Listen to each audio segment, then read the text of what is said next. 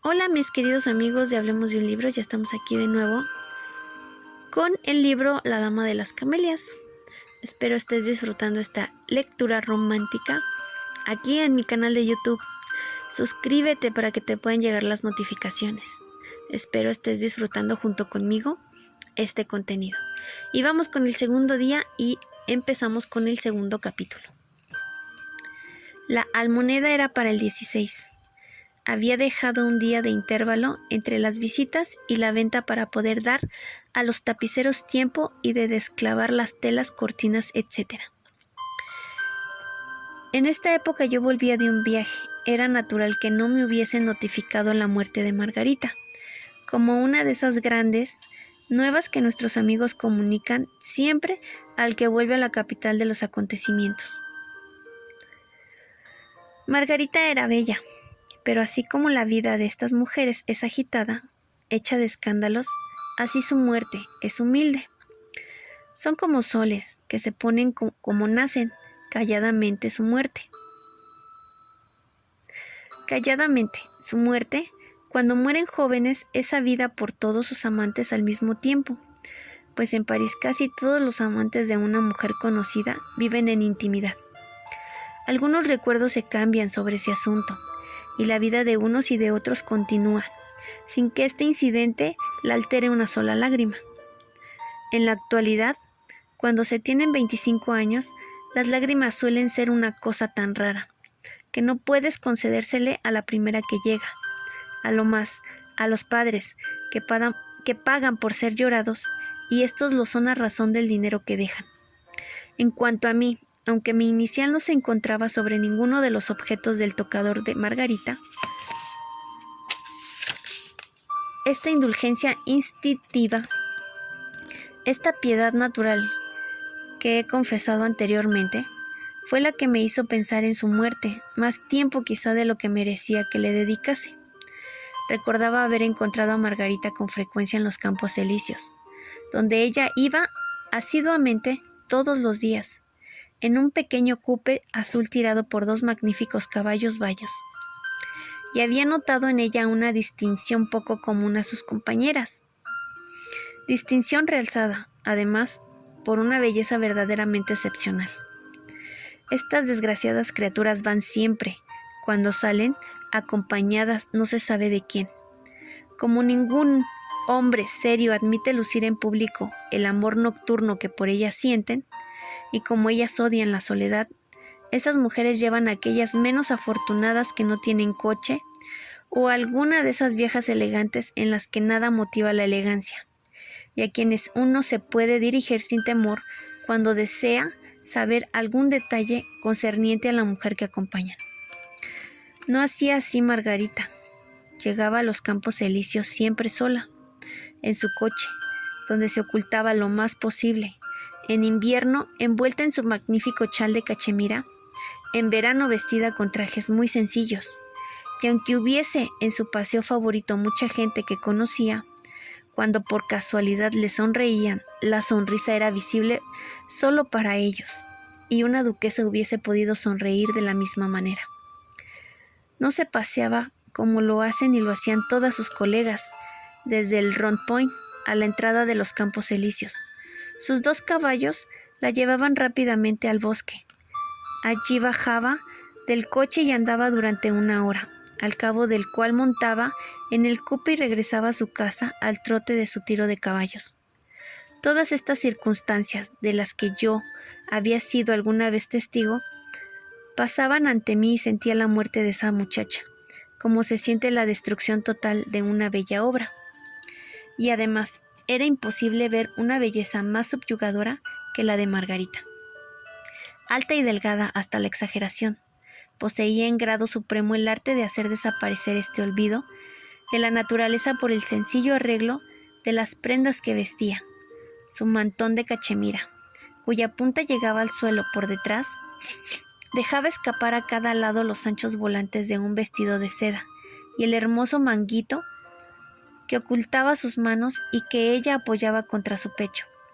Estaba rodeado de pliegues tan hábilmente dispuestos que los ojos no tenían nada que reprocharle por exigentes que fueran para el contorno de las líneas. La cabeza, una maravilla, era objeto de una coquetería particular. Era muy pequeñita y su madre, como dirían Musset, parecía haberla hecho así para que fuera una perfección. En un óvalo de una gracia indescriptible, poned 2 ojos negros coronados de cejas de un arco tan puro, que parecían pintadas. Velad esos ojos por grandes pestañas que cuando se abatían proyectaban sombras sobre sus mejillas teñidas de rosa. Trazad una nariz fina, recta, espiritual, con las ventanillas un poco abiertas por una aspiración ardiente hacia la vida sensual. Dibujad una boca perfecta cuyos labios se abrían graciosamente sobre unos dientes blancos como la leche. Coloread la piel de esa pelusilla que cubre a los melocotones que no han tocado mano alguna, y tendréis el conjunto de esta encantadora cabeza. Los cabellos negros, como el azabache, ondulados naturalmente o no, se partían sobre la frente en 2 anchos bandos y se perdían por detrás de la cabeza, dejando ver un poco de las orejas, en las cuales brillaban 2 diamantes de un valor de 4 o 5.000 francos cada uno. Cómo su vida ardiente dejaba en el rostro de Margarita la expresión virginal, casi infantil, que la caracterizaba, es lo que nos vemos forzados a consignar sin comprenderlo. Margarita tenía de ella un maravilloso retrato hecho por Vidal, el único hombre cuyo lápiz podría reproducirla. He tenido después de su muerte ese retrato a mi disposición durante unos días, y era de un parecido tan admirable que me ha servido para dar estos detalles, para los que mi memoria solo me hubiera bastado quizá. Entre los hechos consignados en este capítulo, algunos de ellos llegaron a mi conocimiento más tarde, pero yo los escribí enseguida para no tener que repetirlos al comenzar la historia anecdótica de esta mujer. Margarita asistía a todos los estrenos y pasaba todas las noches en espectáculos o bailes. Cada vez que se representaba una obra nueva, se podía tener la seguridad de encontrarla allí, con las 3 cosas que no abandonaba jamás y que ocupaba siempre la barandilla de su palco entre el suelo: sus gemelos, una bolsa de bombones y un ramo de camelias. Durante 25 días del mes las camelias eran blancas y durante 5 eran rojas.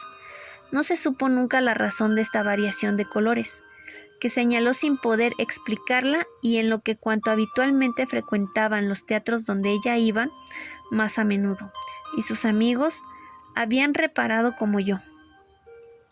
No se le había visto a Margarita nunca otras flores que camelias. Así, en casa de Madame Barjon, su florista había acabado por darle el sobrenombre de la Dama de las Camelias, y ese nombre lo conservó. Yo sabía, además, como todos los que viven en cierta esfera en París, que Margarita había sido la querida de los jóvenes más elegantes, que ella lo publicaba y que ellos se jactaban de ello, lo que probaba que amante y querida estaban contentos el uno del otro. Sin embargo, desde hacía 3 años, después de un viaje a Bagneres, no vivía más que, según decían, con un viejo duque extranjero, enormemente rico, y que había tratado de separarla lo más posible de su vida pasada, y a lo que ella parecía haber accedido bastante gustosa. He aquí lo que me contaron sobre este asunto. En la primavera de 1842, Margarita estaba tan débil, tan cambiada, que los médicos le ordenaron que tomasen las aguas y partió para Bagneres. Allí entre los enfermos se encontraba la hija de ese duque, la cual no solamente tenía la misma enfermedad, sino hasta el mismo rostro de Margarita, hasta el punto de que se le hubiese podido tomar por hermanas, solamente que la joven duquesa estaba en el último grado de la tisis, y pocos días después de la llegada de Margarita sucumbía. Una mañana el duque, que había permanecido en Bagneres como permanece uno sobre el suelo que entierra una parte del corazón, percibió Margarita al dar la vuelta en una alameda. a él le pareció ver cruzar la sombra de su hija, y yendo hacia ella, la cogió las manos, la abrazó llorando, y, sin preguntarle quién era, imploró el permiso de verla y amarla en ella, la imagen viviente de su hija muerta. Margarita, sola en Bagneres con su doncella, y no teniendo además temor ninguno de comprometerse, concedió al duque aquello que él le pedía. Había en Bagneres gente que la conocía y que vinieron oficialmente a advertirle al duque la verdadera posición de la señorita Gautier. Esto fue un rudo golpe para el anciano, pues en esto cesaba el parecido con su hija. Pero ya era tarde, la joven se había convertido en una necesidad de su corazón, y su solo pretexto, su sola excusa de vivir todavía. Él no le hizo ningún reproche, no tenía derecho a hacérselos, pero le preguntó si se sentía capaz de cambiar de vida, ofreciéndole en cambio de ese sacrificio todas las compensaciones que ella deseara. Ella lo prometió. Hay que decir que en esta época Margarita, de naturaleza entusiasta, estaba enferma. El pasado se le aparecía como una de las causas principales de su enfermedad, y una especie de superstición le hacía esperar que Dios le dejaría la belleza y la salud a cambio de su arrepentimiento y de su conversión. En efecto, las aguas, los paseos, el cansancio natural y el sueño la habían casi restablecido. Cuando llegó el fin del verano, el duque acompañó a Margarita a París, donde continuó yendo a verla como en Bagneres. Esta unión, cuyo verdadero origen y verdadero motivo se desconocían, causó una gran sensación aquí, pues el duque, conocido por su enorme fortuna, se hacía conocer ahora por su gran prodigalidad. Se atribuyó el libertinaje, frecuente en los ancianos ricos. Este acercamiento del viejo duque y la hermosa joven se supuso todo excepto lo que era. No obstante, el sentimiento de ese padre por Margarita tenía una causa tan casta que cualquier otro afecto que no fuese el corazón le habría parecido un desacato, y jamás le dijo una palabra que su hija no hubiese podido escuchar. Está muy lejos de nosotros el pensamiento de hacer de nuestra heroína otra cosa de lo que en realidad era. Diremos, pues, que mientras estuvo en Bagneres, la promesa hecha al duque no fue difícil de cumplir, y que se cumplió, pero una vez de regreso a París le pareció a esta muchacha, acostumbrada a la vida disipada, a los bailes, hasta a las orgías, que su soledad turbaba solamente por las visitas periódicas del duque, la harían morir de aburrimiento, y el soplo ardiente de su vida de otras veces pasaban a la vez sobre su cabeza y sobre su corazón. Añadid que Margarita había regresado de ese viaje más bella que nunca, que tenía 20 años y que la enfermedad, dormida pero no vencida, continuaba dándole esos deseos febriles que son casi siempre el resultado de las afecciones del pecho. El duque tuvo un gran pesar el día en que sus amigos, sin cesar al acecho, para sorprender un escándalo por parte de la muchacha con la cual él se comprometía, según ellos vinieron a probarle que a la hora en que ella estaba segura de no verle ir recibiría visitas,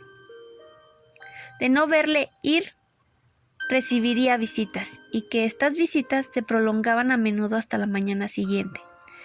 Interrogada Margarita, confesó todo al duque, aconsejándole sin malicia que cesara de ocuparse de ella, pues no se sentía con fuerzas para cumplir la promesa hecha, y no quería recibir más tiempo las bondades de un hombre a quien engañaba.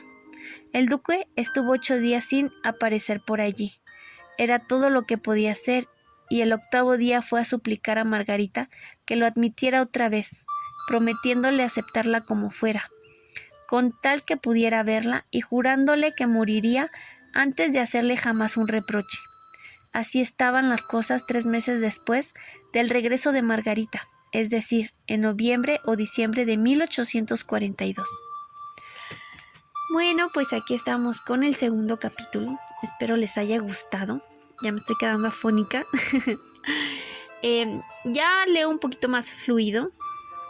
Sí tengo todavía algunos errores, pero creo que ya voy perfeccionando. Y bueno, pues seguimos aquí en Hablemos de un libro. Espero estés disfrutando esta lectura. Y bueno, continuamos en estos días con el tercer capítulo. Hasta luego.